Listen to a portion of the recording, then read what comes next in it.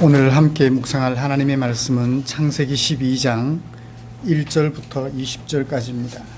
여호와께서 아브라함에게 이르시되 너는 너의 고향과 친척과 아비의 집을 떠나 내가 네게 보여줄 땅으로 가라. 우리는 지난주에 하나님의 형상임을 잊어버리고 스스로 하나님이 되어가는 노아의 후손들의 삶을 살펴보았습니다. 그들은 홍수 심판 가운데서 하나님의 은혜로 구원을 받았습니다. 그런데 그들의 삶은 어떠하였습니까? 하나님의 형상임을 망각하고 자신들의 힘으로 자신들의 안전을 도모하는, 스스로 하나님이 되려 하는 일을 계속했음을 살펴보았습니다. 하나님을 간섭쟁이 정도로 불편한 존재로 판단한 결과로 보여집니다. 아니, 아예 하나님의 존재 자체를 생각조차 하지 않으려 했던 것으로 보입니다. 사랑하는 성도 여러분, 우리는 지난 한 주간 동안 어떻게 보내셨나요? 노아의 후손들과 달리 하나님의 존재를 기억하고자 하셨을 것이라 믿습니다. 그리고 하나님이 나의 주인이 되심을 의식하며 지내셨을 것이라 믿습니다. 그래서 내 속에 부글부글 끓어오르는 나의 생각들 하나님의 도우심으로 억제하고 다스려 하나님의 마음이 내 생활 속에 나타나도록 힘쓰셨을 것이라고 생각합니다. 하나님의 형상임을 기억하여 살아가려는 우리를 위해 하나님께서는 귀하고 귀한 성경 말씀을 남겨주셨지요. 그 속에 하나님의 마음을 담아서 우리에게 남겨주셨습니다. 오늘은 그 중에 함께 읽은 창세기 12장을 중심으로 2장부터 11장에 담아두신 하나님의 마음을 종합해서 비교하면서 비교 정리하면서 하나님께서 주실 은혜를 나누려고 합니다.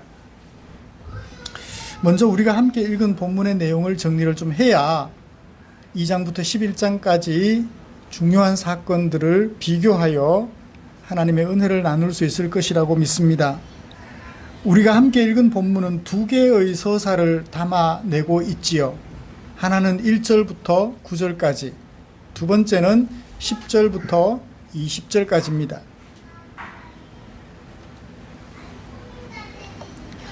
이 두 개의 서사가 가지고 있는 하나님의 마음을 먼저 간략하게 정리를 하려고 합니다. 그리고 데라의 대략, 아브라함의 아버지 데라의 대략, 곧 그 아들 아브라함의 생활을 지금까지 살펴본 아담과 하와, 그리고 노아와 그의 아내의 대략과 비교해 보면서 하나님의 소원을 우리 마음속에 다시 한번 정리하게 되기를 원합니다. 세 번이나 연속되는 사건, 아담과 하와, 노아와 그의 아내, 그리고 아브람과 그의 아내, 공통적으로 나타나는 현상을 우리가 비교해 보게 될 것인데요. 그렇게 세 번이나 거듭 말씀해 주시는 하나님의 마음 정리하는 동안 하나님의 은혜가 우리 가운데 가득하기를 원합니다. 먼저 아브라함이 빚어놓은 두 가지 서사를 정리를 좀 해보죠. 아브라함은 데라의 아들로 태어났습니다. 아담이 에덴 동산에서 쫓겨난 후 낳은 아들 셋을 가리켜 뭐라고 말했나요? 저자 모세는 하나님께서 아담과 하와가 에덴에서 쫓겨난 후 아이를 낳았는데 아벨 대신 낳은 아들 셋을 가리켜 자기의 형상과 같은 아들이었다고 얘기를 합니다. 자기의 형상과 같은 아들. 그러므로 아담 이후에 태어난 모든 인류는 하나님의 형상으로 지음받은 아담의 형상을 그대로 이어받은 사람들이라고 보면 되겠죠. 또한 아담이 하나님의 형상으로 지음을 받았은즉 그 후손인 우리들도 아담의 형상이기도 하지만 누구의 형상이기도 한가요? 하나님의 형상이기도 하겠죠. 하나님께서 데라의 형상과 같으면서 또한 하나님의 형상으로 태어나 생활하고 있던 아브라함을 몇 살에? 75살에 찾으셨습니다. 그리고 그에게 초청장을 보내셨죠. 뭐라고요? 내가 네게 지시할 땅, 그곳으로 가자고 초청장을 보내셨습니다. 그 땅은 가나안 땅의 한가운데인 세겜 땅 모래의 상수리 나무가 있는 일대였습니다. 크게 말하면 가나안 땅, 좁게는 세겜 땅, 그렇게 보시면 되겠습니다. 하나님께서 아브라함을 초대하신 목적은 뭘까요? 하나님께서는 지시하시고 아브라함은 그곳에서 하나님의 지시를 받아 하나님의 형상으로 살아가는 그것이었죠. 내가 네게 지시할 땅으로 가라. 하나님은 지시하셔서 가라고 명령하시고 아브라함은 그의 명령에 순종하여 나아가고 그 명령 속에는 관계가 담겨 있는 거예요. 나는 너에게 명령하고 너는 내 형상으로서 가는 곳곳마다 하나님의 형상으로서 생활하고 그런 관계를 가지고 살아가자는 거예요. 아브라함은 이런 하나님의 초대를 기꺼이 수용했습니다. 당신은 내게 명령하십시오. 나는 당신의 명령을 따라서 살아가겠습니다. 그리고 갔던 곳이 세겜 땅이었습니다. 그곳에서 하나님께 제단을 쌓으며 하나님의 이름을 불렀죠. 하나님의 초대에 응한 아브라함의 모습을 첫 번째 서사에서 읽을 수 있습니다. 두 번째 서사의 내용은 이러합니다. 하나님의 초대를 받아 세겜에서 생활하던 아브라함에게 하나님이냐 자신이냐 갈등할 만한 상황이 생겨납니다. 무엇이죠? 기근이 찾아온 거예요. 기근이 찾아오면 당연히 뭐가 따라와요? 양식 걱정이 따라오는 것입니다. 먹을 양식을 걱정해야 했죠. 이 먹을 양식을 나를 불러 가라고 명령하시는 그 하나님의 도우심으로 해결할 거냐? 내가 해결할 거냐? 하나님의 도우심으로 해결하고자 하면 하나님의 형상으로 살아가는 것이고 자신 스스로 해결하고자 하면 하나님의 형상이 아니라 자기가 하나님이 되는 거예요.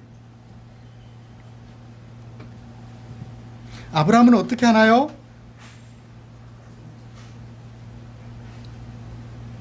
자기 임의대로 결정을 합니다. 애굽으로 내려가고자 하지요. 왜 그런 결정을 쉽게 내렸을까요? 고향 땅에 있었더라면 내 집에 양식이 좀 모자라면 어때요? 옆집에 가서 좀 빌릴 수라도 있는데 생면부지의 땅으로 이사를 왔으니 그곳에서 어디 빌릴 곳도 알 수 없고 쉽게 양식을 찾을 수 없었습니다. 하나님의 초대를 받아 고향 땅을 등지고 왔으니 더욱 걱정이 컸을 것입니다. 생면부지의 곳에서 말입니다. 이때 아브라함은 자신이 하나님의 형상이며 하나님의 초대를 받아서 가나안 땅에 살고 있다는 사실을 잊어버린 것 같아요. 양식이 너무 필요해서. 가나안 땅 세겜에 도착한 지 몇 년 만에 기근이 찾아왔는지는 모르겠습니다만 아마 10년, 20년 지난 세월이었다면 그나마 양식을 좀 저축이라도 할 수 있었을 텐데 아마 짧은 기간에 기근이 찾아오지 않았을까라는 생각을 해봅니다. 그냥 하나님의 형상임을 잊어버리고 사는 사람들처럼 살림을 꾸려서 먹을 것을 찾아 떠나가는 것이죠. 하나님은 안중에도 없었습니다. 애굽 그곳으로 가자는 거예요. 중동 일대에서는 애굽 땅이 그래도 가장 비옥한 땅이었나 봅니다. 왜 그런가요? 나일강 때문에. 가면서 걱정이 찾아왔어요. 왜요? 아리따운 자기의 아내 때문에. 박태현 집사님 그죠? 아리따운 아내가 옆에 있어서 늘 불안해요. 혼자 두기에. 석 집사님 지금도 그러시죠? 혼자 두면 걱정되시죠?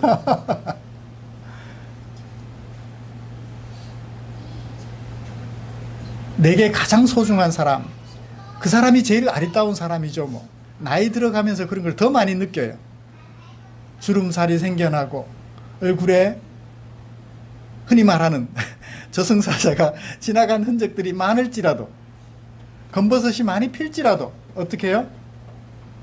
내 아내가 가장 아리따더라.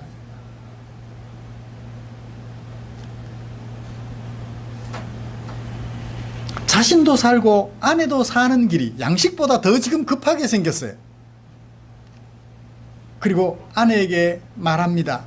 다른 사람에게 당신을 소개할 때 아내라고 말하면 그 당신은 예쁘면 무조건 같이 있는 남자 죽여버리고 아내를 빼앗아 가나 봐요. 그러니까 아내라고 소개하지 말고 누이 동생이라고 소개하자. 왜요? 나는 죽이고 당신은 빼앗아 갈 것 같아서. 그러면 우리가 애굽으로 내려가는 의미가 없지 않느냐고. 당신도 살고 나도 살자고.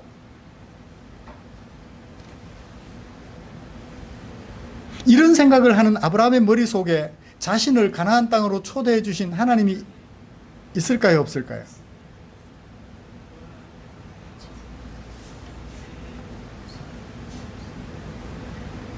결국 예상했던 일이 일어났습니다. 아브라함은 애굽 왕에게 자기 아내 사례를 누이라고 속여 말합니다. 아브라함의 아내를 자신의 첩으로 삼으려 했던 애굽 왕은 결국 하나님께 혼나게 되죠. 영문도 모른 채 하나님께 혼이 난 애굽 왕은 아브라함을 불러서 혼을 냅니다. 모세는 아브라함의 행위가 잘못됐다라는 말을 한 번이라도 했나요, 안 했나요? 오늘 말씀에서 한 적이 없어요.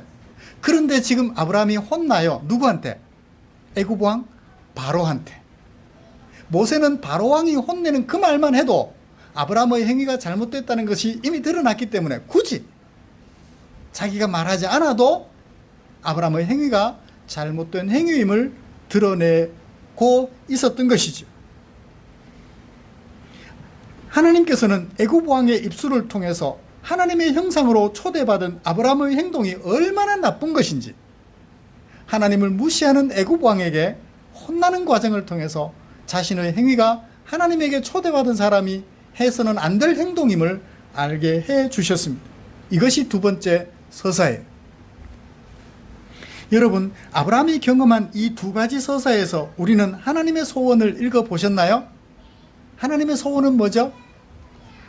비록 선대가 하나님의 심판을 받아 진멸당했을지라도 그 남겨둔 후손을 통하여 태어난 사람들 중에 일부를 불러서 그들과 함께 어떤 관계를 가지고 하나님은 명령하시고 사람들은 하나님의 형상으로서 그 명령에 따라 순종하며 살아서 하나님의 나라를 이루고 싶어 하시는 하나님의 간절한 소원, 마음에 읽어지나요?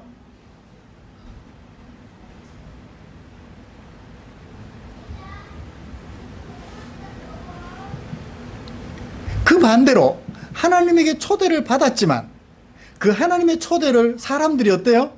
수시로 잊어버리는 거예요. 자기가 하나님이 되어서 자신의 안전을 도모하고자 하는 거죠. 이런 아브라함과 그 안에 사례의 모습을 우리가 오늘 읽은 12장 두 개의 서사에서 살펴볼 수 있었습니다. 사랑하는 성도 여러분, 이 두 가지 서사에서 하나님의 간절한 소원 우리 마음속에 챙길 수 있기를 기대합니다. 그것은 하나님께서 창조하신 나를 부르시고 하나님의 형상으로 살아가도록 수시로 내게 명령하시며 아름다운 관계를 가지고 싶어 하시는 하나님의 마음. 하나님이 뭐가 아쉬워서, 그죠? 괜히 사람 만들어가지고 고민하셔요. 그죠? 괜히 사람 만들어가지고 그 사람 안 만드셨더라면 고민하지 않으셨을 텐데. 근데 그렇게 사람 만들어 놓고 고민하시는 거예요. 왜요? 책임지시는 거죠.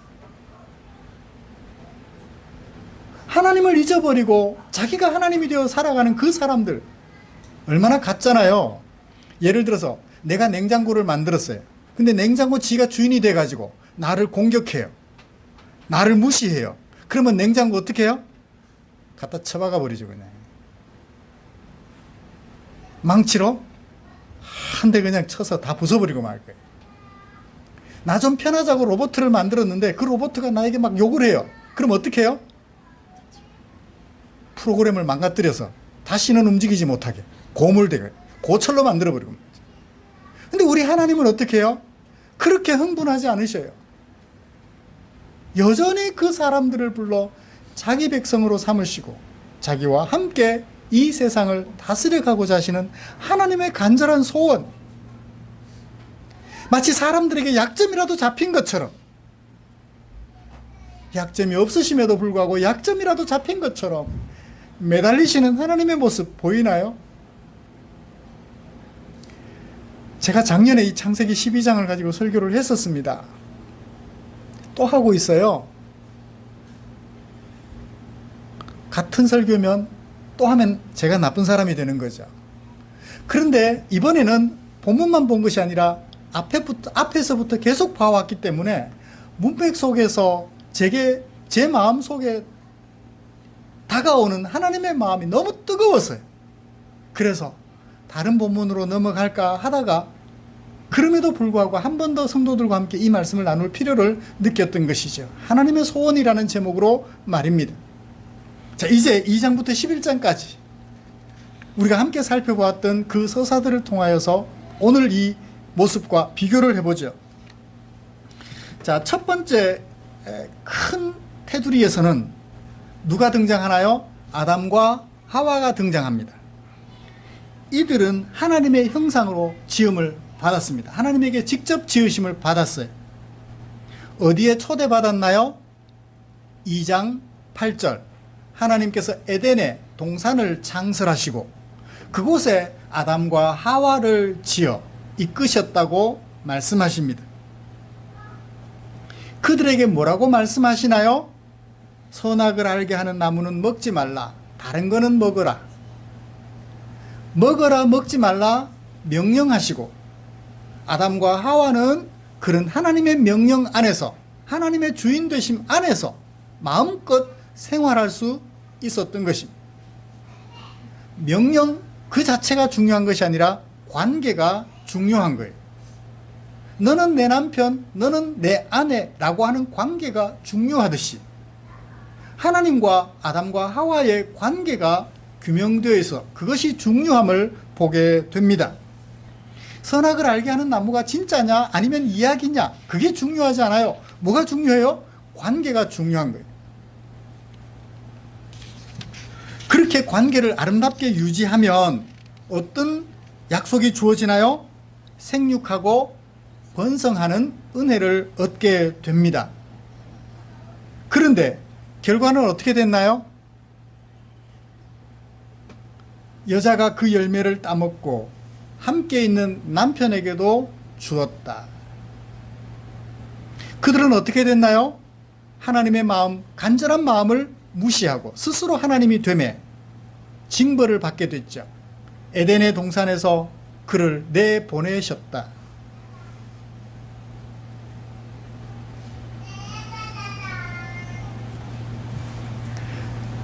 선악을 알게 하는 나무를 먹으면 주어질 징벌이 뭐였죠? 죽음이었어요. 근데 죽음이 아니라 징벌로서 에덴의 동산에서 쫓겨나는 거였어요. 기회를 주신 것이죠. 이제 그 후에 아담의 후손들이 셋에게서 이제 새로운 후손들이 태어나는데 그들은 하나님의 아들들이라. 누구의 이름을 불렀어요? 하나님의 아들로서 하나님의 이름을 불렀는데 노아 때가 점점 가까워 오면서 그 하나님의 아들들이 사람의 딸들과 혼인하며 사람의 딸들의 생활을 닮아 가더라. 스스로 힘으로 비축하여 그 스스로의 힘으로 살아가려 하더라. 그때 하나님께서 누구를 또 부르시나요? 모든 사람들을 진멸하시고 노아와 그의 아내와 그의 세 아들, 세 자부를 부르시고 초대하십니다. 이번에는 어디로 초대하셨나요? 방주로 초대하셨어요. 방주에 들어가라. 그곳에 들어가면 어떻게 돼요? 살아요. 하나님의 진멸을 피하고 살게 됩니다. 그곳에서 어떻게 살아가고자 하시나요? 방주에 들어가라. 그 다음에 들어가라 했으면 어떻게 해야 돼요? 계속해서 그곳에 살 수가 없어요. 일시적 생활의 장소일 뿐. 방주에서 나가라. 어디로? 땅으로. 그리고 그 땅에서 생육하라. 땅에서 번성하라고 명령하십니다. 들어가라. 나가라. 땅에서 생활하라. 무엇으로? 하나님의 형상으로. 이것도 또한 무엇을 강조하나요? 관계를 강조하는 거예요. 너는 내가 심판 가운데서 너희를 건져냈으니 나는 너에게 명령하고 너는 하나님의 형상으로서 아름답게 살아가라. 그러면 어떻게 될 거다? 생육하고 번성하게 될 거다. 그런데 노아는 어떻게 돼요? 포도주를 마시고 취해서 벌거벗었더라. 취해서 벌거벗은 줄도 몰라요. 부끄러운 줄도 몰라요. 결국 하나님은 그들에게 어떻게 하셨나요? 언어를 혼잡하게 하시고 온 지면에 흩어버리셨죠. 왜요? 또 홍수로 심판하시면 될 것을 진멸해봐야, 진멸시켜봐야 또 그럴 텐데 하나님은 기회를 주시며 흩어버리시는 것으로, 언어를 혼잡하게 하시는 것으로 대신 징벌을 내리십니다. 또다시 기회를 주셨죠. 자, 이번에는 누구를 부르셨어요? 아브라함을 부르신 거예요. 아브라함을 부르시고 아브라함에게 초대하셨어요. 내가 네게 지시할 땅 그곳에서 나와 함께 너는 명령을 받고 나는 명령하고, 그래서 하나님의 형상으로서 내가 만든 이 세상을 아름답게 통치하는 영주가 되렴. 왕 같은 제사장이 되렴. 그런데 아브라함도 똑같이 아내를 팔아 스스로의 목숨을 살리려 하는, 스스로 하나님이 되고자 하고 말았던 거예요. 그에게 내릴 징벌은요, 온 지면에 흩어버림을 당하지는 않았어요. 아내도 빼앗기지 않았어요. 다만 어떤 징벌을 받았나요? 애굽 왕에게 창피가 심한 꾸중을 듣게 돼요. 어떤 꾸중을 들었나요? 2번이나 3번이나 듣습니다. 18절, 애굽 왕 바로가 아브라함을 불러서 말하지요. 네가 어찌하여 나에게 이렇게 행하였느냐? 네가 어찌하여 그를 네 아내라고 내게 말하지 않았느냐? 내가 그렇게 나쁜 놈으로 보이더냐? 네가 나쁜 놈이지 내가 나쁜 놈이냐? 19절, 네가 어찌 그를 누이라 하여 내가 그를 데려다가 아내를 삼게 했느냐? 어찌하여 몇 번 나왔어요? 3번. 3번. 어마어마한 꾸중과 창피를 주는 거죠. 어찌하여 너는 누구? 하나님의 형상으로 초대받은 네가 꾸중받는 것으로, 꾸중 듣는 것으로 징벌을 대신하고 있는 것을 보게 됩니다. 사랑하는 성도 여러분, 이제 말씀을 정리를 하고 마무리를 할까 합니다. 아담과 하와에게서 본 바, 노아와 그의 아내와 세 아들들, 세 자부들에게서 본 바, 아브람과 그의 아내 사레에게서 본 바, 하나님의 소원은 무엇이었나요? 하나님은 이 모든 만물을 지으신 분으로서, 특별히 사람들을 당신의 형상으로 지으신 분으로서 사람을 초대하여 하나님이 지으신 피조물들을 하나님과 함께 다스리는 왕 같은 제사장으로, 영주로 보내서 아름다운 관계를 유지하며 하나님이 만드신 세상을 아름답게 통치하도록, 그 아름다운 관계를 유지하며 살아가도록 그렇게도 원하셨던 거예요. 그래서 진노하셔서 징벌도 해보고 징벌도 해보고 징벌도 해보십니다. 이렇게까지 하시면서, 이렇게까지 기회를 주시면서 우리 사람들을 향하여 가지고 계시는 하나님의 소원, 여러분 마음에 절절히 느껴지나요?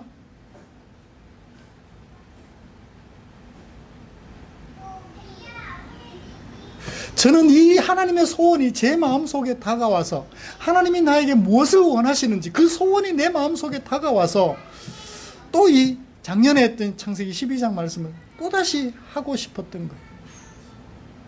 12장에서만 나타난 것이 아니라 2장부터 계속해서 나타나는 바 하나님의 우리를 향한 소원, 그것이 제 마음속에 다가왔던 거예요. 나를 향한 하나님의 소원, 작지만 내 가정이라는 이곳을 제게 맡겨주시고 하나님의 나라로 세워가고자 하셨던 그 하나님의 소원이 제 마음속에 다가왔었던 것입니다. 조금 넓게는 제가 섬기는 이 교회가, 조금 넓게는 제가 살아가는 이 사회가, 제 눈이 닿고 제 손길이 닿는 이 사회가 하나님이 통치하시는 아름다운 사회가 되도록 하는데 일조하라고 나를 부르시고 초대하셨다는 이 사실, 저를 서울로 초대하지 않으셨더라고요. 제가 사는 포항에 초대하셨지. 제가 다른 가정에 초대받지 않았더라고요. 정영숙 씨와 함께 살아가는 이 가정으로 초대를 해주셨지. 제가 어릴 적에는 제 아버지와 어머니, 제 형제들이 사는 그곳에 초대해 주시더니 성인이 되어서는 제 아내와 함께 이루어가는 그 가정으로 초대를 해 주셨더라고요. 그리고 저를 향하여 간절하게 소원을 가지고 계셨더라고요. 그런데 지나놓고 보니까 하나님의 그 소원을 아브라함처럼 수시로 망각하고 제가 초대받아 생활하게 된 그곳을 제가 임의로 세워보겠노라고 욕도 하고 나쁜 짓도 하고 해서는 안 될 소리도 하고 그렇게 살아왔던 거예요. 그래도 하나님께서는 오늘까지 기회를 주셔서 또 다듬어 가시고 또 다듬어 가셔서 오늘까지 오게 되었던 것입니다. 말씀을 마치겠습니다. 사랑하는 성도 여러분, 성경을 통해 누구의 마음을 읽을 수 있다고요? 하나님의 마음을 읽을 수 있다 그랬죠. 우리를 향한 이 하나님의 마음, 하나님의 소원, 마음속에 꼭 새기시기를 기대합니다. 그것은 나와 우리 사이의 관계예요. 하나님은 우리에게 명령하시고 우리는 그 명령을 받아 우리에게 허락해 주신 가정을, 우리에게 허락해 주신 일터를, 우리에게 허락해 주신 사회를 하나님이 기뻐하시고 사람들이 불안하지 않게 행복하게 살아갈 수 있도록 도와주는, 섬기는 역할을 하라고 하나님께서 우리를 초대해 주셨다는 이 사실 꼭 마음에 새겨 하나님과의 관계 원만하게 함으로 사람들과의 관계도 아름답게 만들어가는 저와 여러분들 되시기를 주님의 이름으로 축복합니다. 기도하겠습니다. 하나님 아버지, 고맙습니다. 그저 하나님은 하나님이고 나는 난 줄 알았는데 모세가 기록해둔 이 창세기를 통하여서 거듭 말씀해 주시는 하나님의 간절한 소원 읽어볼 수 있었습니다. 그리고 그 하나님의 소원 제 마음속에 옮겨 담아 봅니다. 사람들은 사람들과의 관계를 가질 때 평가해서 내게 도움이 될 만하면 관계를 가지고 내게 도움이 될 것 같지 않으면 무관심하고 상관하지 않는 것이 보편적일진데 우리 하나님은 그런 외모를 살피지 않으시고 그저 지으신 그 사람들을 향한 사랑 때문에 미련하고 부족하고 아는 것이 없는 우리를 불러, 저를 불러서 당신의 왕같은 제사장으로 삼아주시고 당신이 만드신 세상 통치하라고 영주로 세워주셨습니다. 하나님의 형상으로 그곳에 세워주셨습니다. 미련하고 미련하여 하나님의 형상으로 섰지만 할 수 없으니 주의 소원 제 마음속에 담아 하나님께서 들려주시는 말씀 마음속에 새겨 하나님께서 맡겨주신 그 가정을, 세상을 잘 섬겨 하나님의 향기, 하나님의 사랑이 듬뿍 묻어나는 아름다운 세상으로 빚어가는 당신의 종들 되게 하여 주시옵소서. 우리를 사랑해 주신 주께 감사드리며 예수님의 이름으로 기도드리옵나이다. 아멘.